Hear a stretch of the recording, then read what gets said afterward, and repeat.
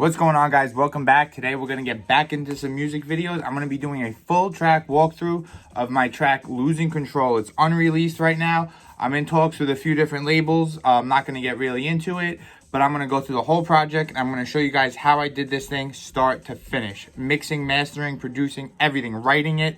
Let's go. All right, guys, so here is the project. It's about 62, 63 tracks total. These top two are just a reference track. Most of it's frozen because this is the mix down. I have it titled as Fried because that's just, I couldn't think of a name when I was first doing this, but it's Losing Control. So here is a little clip. We'll play a little piece of the build into the first drop. It's like falling from grace. I know I'm blessed because I found my way. I'm feeling fire and I'm ready to slay, ready to slay, ready to slay. Nah, nah.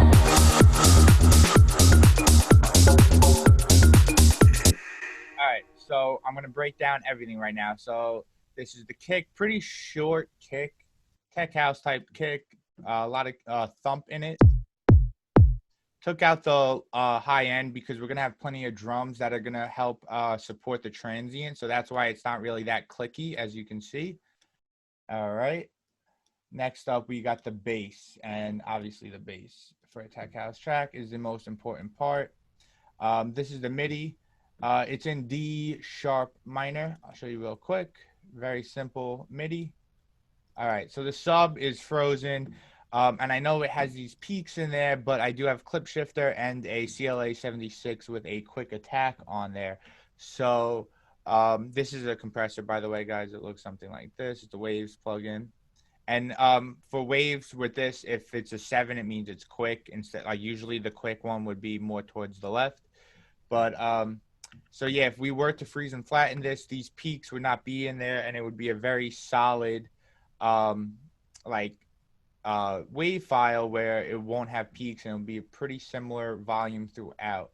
It's also sidechained to the kick. I had an LFO before the frozen part, but this is the sub.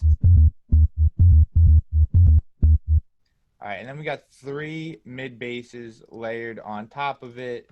And yeah, I got Camel Crusher. This was made in Operator. This is a silent, and I think this one's a silent as well. So we got Camel Crusher, Overdrive, EQ8. EQ8 taking out some of the highs because this is the higher one. This is like a little bit lower.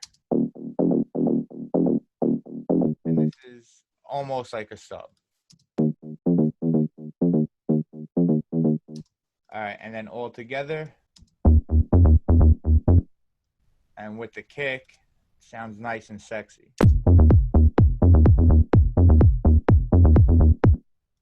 All right, so next up is the drums. A lot of layering with the drums. So we'll start from right here. We got a loop that I just took. Oh, here we go. I think it's just an up hat with some shakers. Yep. And then I deconstructed it and then reconstructed it where I only wanted to automate the shakers, but not the up hats. So it sounds something like this. All right.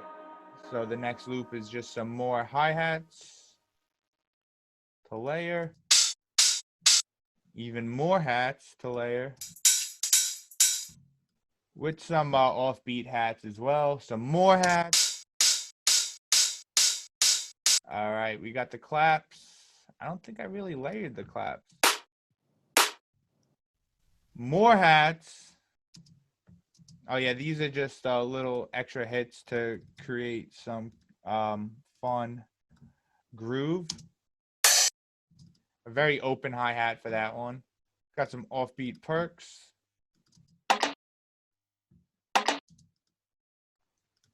Some more perks. Even more perks.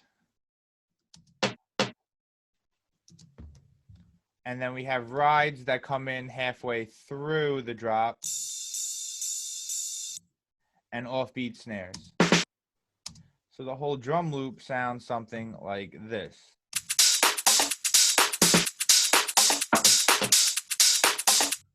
And then with the bass and the kick, this is what we got. And that's how you start out. Usually I make a loop like that, and then I mess around with the arrangement and adding some other stuff. So then we have these more drums are more of just frozen, flattened effects. Like this is a clap with some reverb. And there's like a crash to help with the impact. So I have this little 1 beat break in the drop where the first part of the drop is just the kick and the bass. All right, so then next up we got the other perk loops, which are basically the leads in this track, in the drop. So we have this one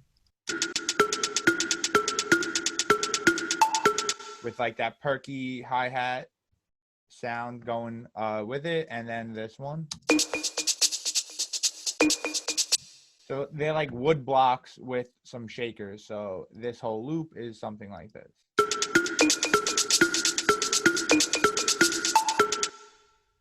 All right, cool. So next up, we have these high strings. I should say high. I froze and flattened it. I made the sound in silent. It's a very high pitched, wide saw wave, which sounds like this string that only goes pretty much through the breaks. And like that sounds very boring, but it helps create tension throughout the entire build, because when I play it without it and then I'll add it in, you'll hear the big difference that something so small can make. All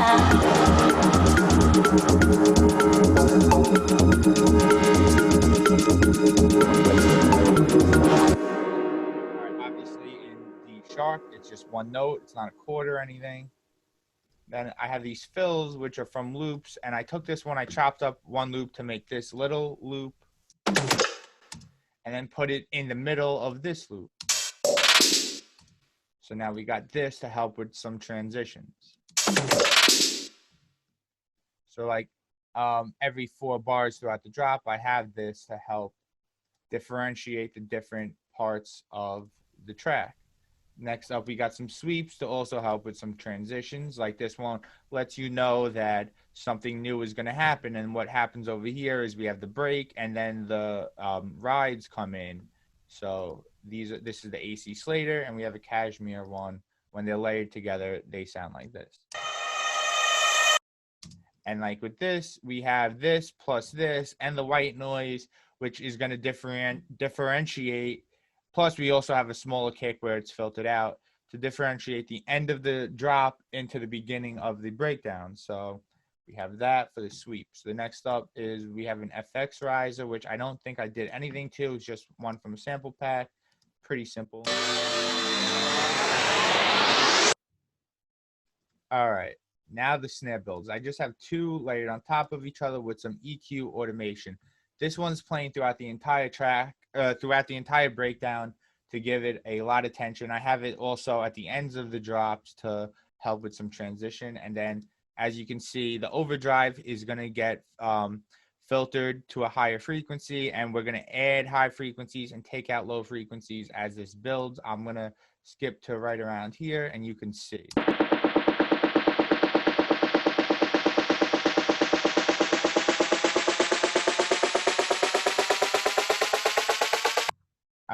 And that's it. And I did something very similar with this snare build. So they're both pretty dull, but when you layer them on top. All right, so we got that. We got just some static sound that's going to pretty much be corresponding with the high string from a Cashmere pack. Just very low volume, barely can tell the difference.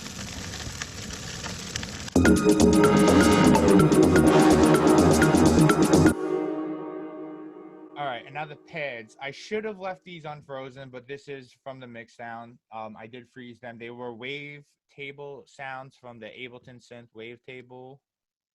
And then I did, for the first one, I put an LFO to give it this cool LFO effect.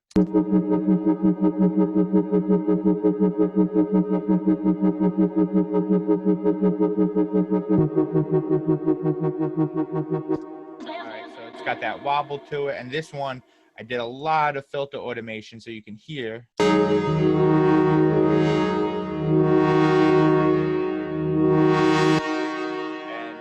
as the build goes, I really got crazy with the with the filter automation, and you can hear it like this.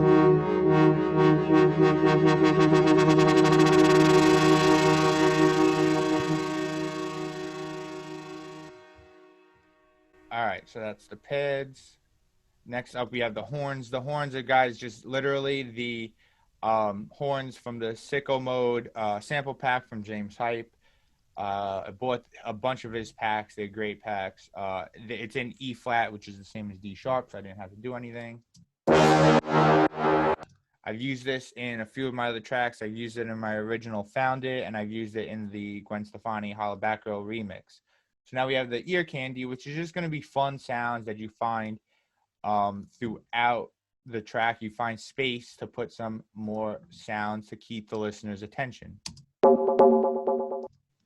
That's Serum, and I believe this is Serum as well, which is almost acting as a fill. And then this is acting as a crash, but it's like a delayed reverb perk hit type thing. Then I have these vocal chops. And all together.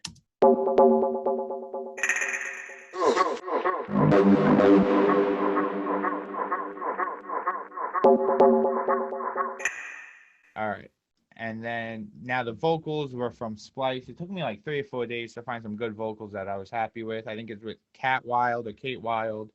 I have all the vocals sent to a reverb and a reverb return. I have some of the drums sent to reverb returns as well, but I chopped up for the intro to tease the vocal. Na, na, na, na. Ready to go. I have, whoops, where's the vocal? Here we go. I have just some EQ8 and some CLA vocals on that. And I have the delay up, the pitch down a little bit of compression, reverb is very low, treble I brought down, and the bass I brought all the way down. So I did that on both. And these, the 2 channels are just the 2 different phrases. It's the same processing on both. So here we go. It's like falling from grace. I know I'm blessed because I found my way. I'm feeling fire in the mid. All right, cool. And then now, last but not least, we have the white noise, which are just some up and down riser effects. We got this.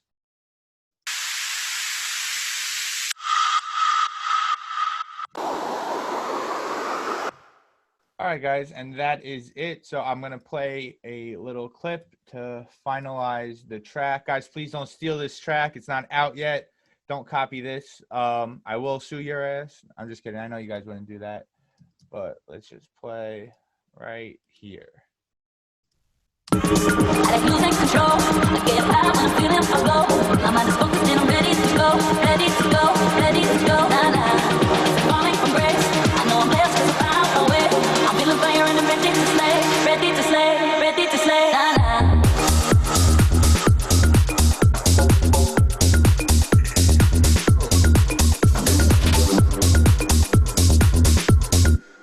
And that's basically it, guys. Also, just like, obviously you're going to add and take out some stuff. You're going to add stuff as the intro goes, and you're going to take stuff out as the outro goes. So that is it, guys. Thank you so much for watching. If this video was helpful to you, if you liked it, if you enjoyed it, if you just feel sorry for me, please hit subscribe. I would really appreciate it. I will see you guys next time.